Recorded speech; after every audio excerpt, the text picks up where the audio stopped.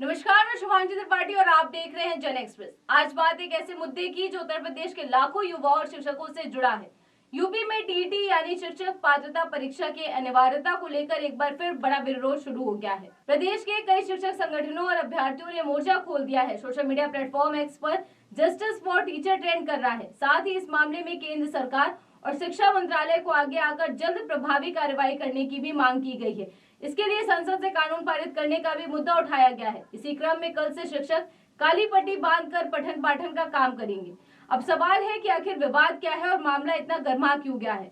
सबसे पहले समझते हैं कि टीटी क्या है। टीटी यानी टीचर एलिजिबिलिटी टेस्ट। ये एक पात्रता परीक्षा है जिसे पास करना सरकारी स्कूल में शिक्षक बनने के लिए जरूरी माना जाता है।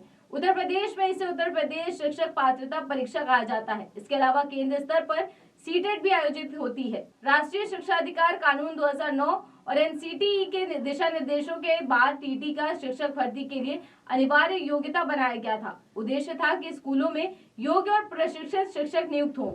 अब आते हैं मौजूदा विवाद पर। अभ्यर्थियों और शिक्षक संगठनों का कहना है कि टीटी की अनिवार्यता या उससे जुड़े कुछ नियमों में बदलाव से पुराने अभ्यर्थियों को नुकसान हो सकता है। आरटीई लागू होने से पहले सभी राज्यों द्वारा निर्धारित पात्रता पास करने के बाद ही शिक्षकों को नियुक्ति मिली थी और वे शिक्षक पिछले करीब 25-30 वर्षों से शिक्षण कार्य कर रहे हैं।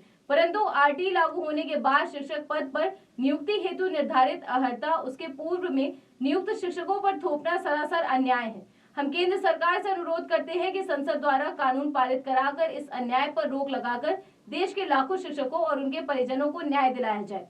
शिक्षकों की बैठक में विशिष्ट बीटीसी शिक्षक वेलफेयर एसोसिएशन के प्रदेश अध्यक्ष संतोष तिवारी व प्रदेश महासचिव दिलीप चौहान ने कहा कि शिक्षकों ने नियुक्ति के समय सभी योग्यताओं को पूरा करके नौकरी पाई है। ऐसे में अचानक से ये कहना कि हम टेट के बगैर पात्र नहीं है, पूर्णतः गलत है। यही नाराजगी अब सोशल मीडिया से लेकर सड़कों तक दिखाई दे रही है। लेकिन ये पहला मौका नहीं है जब यूपी में शिक्षक भर्ती को लेकर आंदोलन हुआ हो। साल 2011 में टीटी परीक्षा पेपर लीक विवाद में फंस गई थी। परीक्षा रद्द करनी पड़ी और हजारों अभ्यर्थियों को दोबारा परीक्षा देनी पड़ी। इसके बाद 72,000 शिक्षक भर्ती को लेकर कट ऑफ विवाद सामने आया था। मामला अदालत तक पहुंचा। चयन सूची को लेकर लंबी कानूनी लड़ाई चली।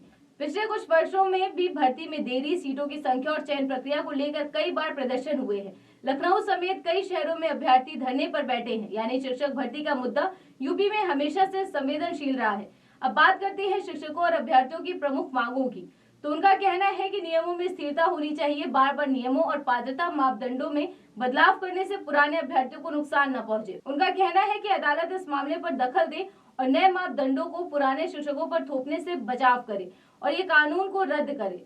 दूसरी तरफ सरकार का पक्ष भी है। सरकार का कहना है कि शिक्षा की गुणवत्ता सुधारने के लिए पात्रता मानक जरूरी है। योग्य और प्रशिक्षित शिक्षक ही बच्चों को बेहतर शिक्षा दे सकते हैं। पारदर्शिता बनाए रखने के लिए नियमों का पालन अनिवार्य है। सरकार ये भी कहती है कि कई बार अदालत के निर्देशों के कारण प्रक्रियाओं में बदलाव करना पड़ता है। अब बड़ा सवाल ये है कि इस पूरे विवाद का असर किस पर पड़ता है। सबसे पहले असर पड़ता है लाखों बीएड और डीएलएड अभ्यर्थियों पर जो वर्षों से तैयारी कर रहे हैं। दूसरा असर सरकारी स्कूलों के बच्चों पर पड़ता है और तीसरा असर शिक्षा व्यवस्था की विश्वसनीयता पर पड़ता है।